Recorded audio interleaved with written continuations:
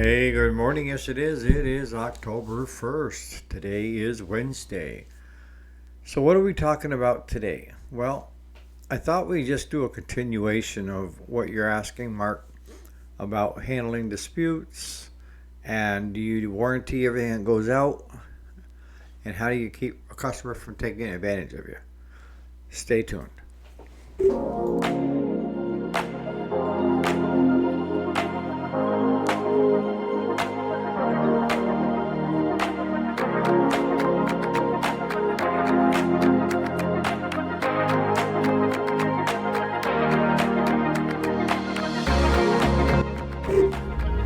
Alrighty, welcome back to the channel. My name is Eric. If you didn't already know it, and yes, this is a weekday, Monday through Friday. Today is Wednesday, October 1st. Yes, the 1st of October of 2025. So, in running a shop, whether you've been doing it for years or you're just starting up, you're kind of fielding these same questions, drama. This is a lot of people like to do the good side of business, but they don't like to deal with the bad side. And what you have to do if you're a good business person is handle both of them effectively. So let's start off with how do you keep a customer from taking advantage of you? Pretty simple. I mean, you're running the shop, right? You're the owner, and you decide what you're going to work on, when you're going to work on it, and how you're going to work on it. And if you got a customer that's telling you what to do, then are you really running the shop? My answer would be no. I mean, there's one thing about listening to the customer's concerns and how they would go about it, yada, yada. But in the end, it's my stamp on that machine. So I'm going to do it the way I've figured out over the years of the most efficient way to do it and the best way to do it for my customer, not only in quality of work, but also in giving them a break on the price. You know, I've seen shops do extra things just so they can tack more labor and parts onto the bill. And I'm not like that. If it's not broke, don't fix it. And the customers that I have like that. Now, when you're running a shop, you're the owner, right? And you have control over your employees, or you should have, to a certain extent. If you're lucky like I am, you've been blessed with good employees that you don't have to micromanage. They do their own thing. You do your own thing. When you need each other's help, you just give each other a holler and go help each other. That's worked well for us. But you can get into a problem is if you're not doing well of picking the right people and having a mechanic out there talking to a customer and giving them misinformation or bad information of how to fix something and have it not show up at the shop. And then have that person pissed off when they find out that they tried whatever that mechanic told them. We've had this happen before. And it backfired on them and actually blew their engine up. And then they wanted to come back on me. I said, excuse me? You were stupid enough to listen to my mechanic. If you wanted it fixed, you would have brought it here to the shop for us to work on. And I guarantee you that engine wouldn't have blown if it would have come through the shop. But you tried to figure out a way you could get it out of it cheapest way possible. And that is by trying to get illicit information from my staff for nothing. And what do you got in the end? Oh well. You have to set the tone in the shop. You do. You're the leader. You're the only one that you got to step up. And that means you have to give a sense of, what's the right word? Not only respect, but that you know what you're doing to your customer. That your customer says, okay, he knows what he's doing when it comes to working on my lawnmower. So it gives them peace of mind. That's the first thing you need to accomplish. Is giving them peace of mind that you're going to do the best possible work on their machine for the best possible price, and you'll be in their corner trying to do it the best way possible. And if it gets in where it's going to become costly, we'll give you a holler before we do anything. That usually sets the customer even more at ease because most customers that I have, especially new ones, that's where they're concerned about is the price. They've already gone to $5 to $1,000 on a repair that we could do for under 100. And when we knock it out and we do it for 100, the customer is thrilled right to death. Like I said yesterday, if you do good quality work, it gets around. It takes a little while longer, but people want to deal with other good people. And if you're looking out for your customers, you're a good person. There's no ifs, ands, or buts about it. A lot of people in business will say you got to take care of yourself first before you take care of anybody else. And I agree to that to a certain extent. But you can't do anything on the backs of your customers. Whether it's being a new mechanic and learning how to do stuff and then billing for hours that, 3 hours to do a job that a regular mechanic could have taken 15 minutes because they had the experience. That's not right either. Unless your hours, so much an hour is based on your abilities. I mean, if you got normal shops out there, I've seen them 120, 130, but the average that I've seen is around 60 to 80 bucks. Okay? And then the farther you get out, it starts dropping to 30 to 50 bucks. Okay? That's for good mechanics. That's for somebody that knows exactly what they're doing. Now, when you have somebody or you're somebody that's new to this and you're trying to learn it, it's going to take time. We talked about how time gets experience, and with experience you get wisdom. If you never have seen this particular situation in the first place, then you're going to find out how to handle that, whether it's good or bad. And if it's bad experience, don't do it again. If it's a good experience, figure out how to compound that and make it better. But the worst thing you can never do is let customers run the shop. And that even comes to when it comes time to pay the bill. I used to do a lot of that, and I stopped doing it because I found out I was just teaching my customers the wrong thing. And that was, if a customer started throwing a fit, tissy fit, irate, and this and that, I would either cut the bill in half or nix it and just say, this is on me, and we would just refuse to work on the person's machine ever again. The correct answer is you should have made him pay every penny. If you're billing and you're being conservative and you're helping that customer and you're doing things to help that customer, that bill shouldn't change. The hours are the hours. If you're a qualified mechanic and it takes you so long to do it, then you should get paid for it. The shop should get paid for it. Because if you weren't working on their piece of equipment, you could have been working on somebody else's that could have been paying, right? So that's one of the things that I've learned the most is the bill is what it is. And it's pretty much non-negotiable. I always tell people, I can go up, but I'm not going down. And I'm really conservative on the billing and stuff, and on the parts we don't have a big markup. I'm not padding the bill with hours that we didn't work. And I'm fair and reasonable on pickup and drop off and hourly rate and parts. So, but the key to me years ago, I had a friend of mine who's got an auto mechanic thing, and he said, look, Eric, if they could do it, they would have already done it. They can't do it. And they either have tried it before and realized how much work is involved and they don't want to do it. So why are you trying to diminish how much work you put into something? If you had to put in 3 hours of heat and beat to try to get something apart, you need to be paid for that. And you also should be looking at the oxygen and acetylene you used with the torches when you're heating and beating. You don't need to micromanage, itemize every last little thing, but you need to figure in, because you're spending money when you go to replace those tanks. I have them refilled, right? It all adds up.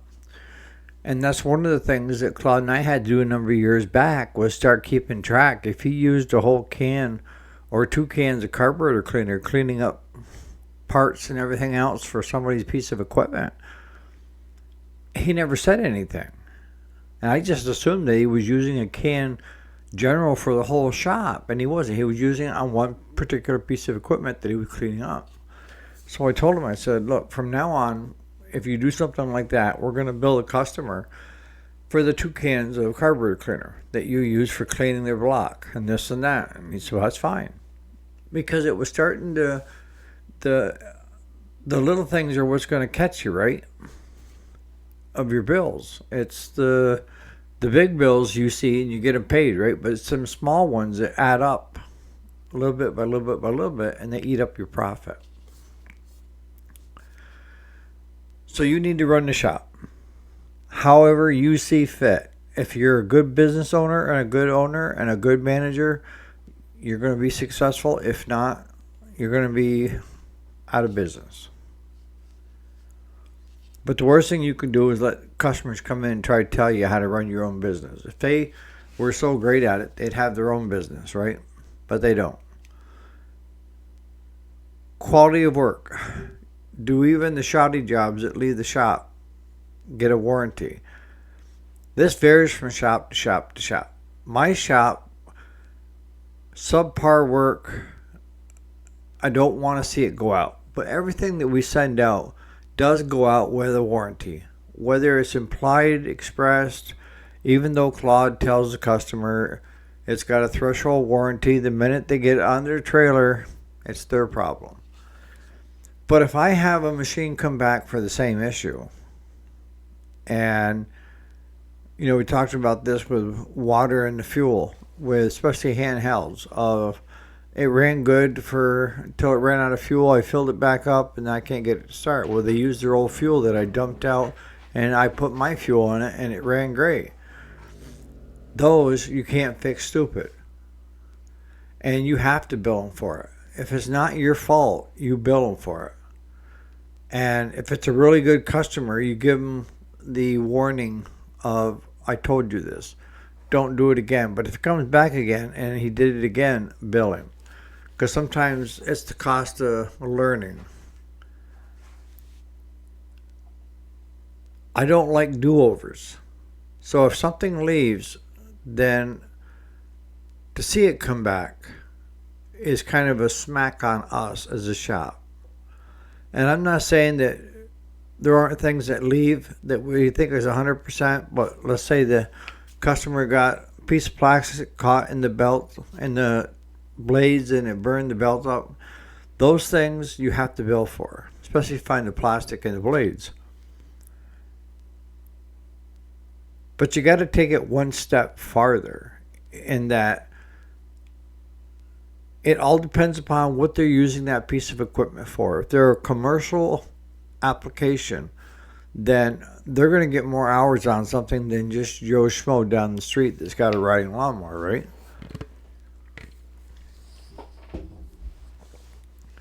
But like yesterday's video was based on, if you do quality work and you start thinning out the rusted minivans, as you say, Jason, that you're going to get a better group of customers that make more money, that are willing to spend more money to get it fixed and get it fixed right. And they expect good work and they pay handsomely for good work. Those are my customer base that I want to get built up to where all my customers are like that. Is it there yet? No.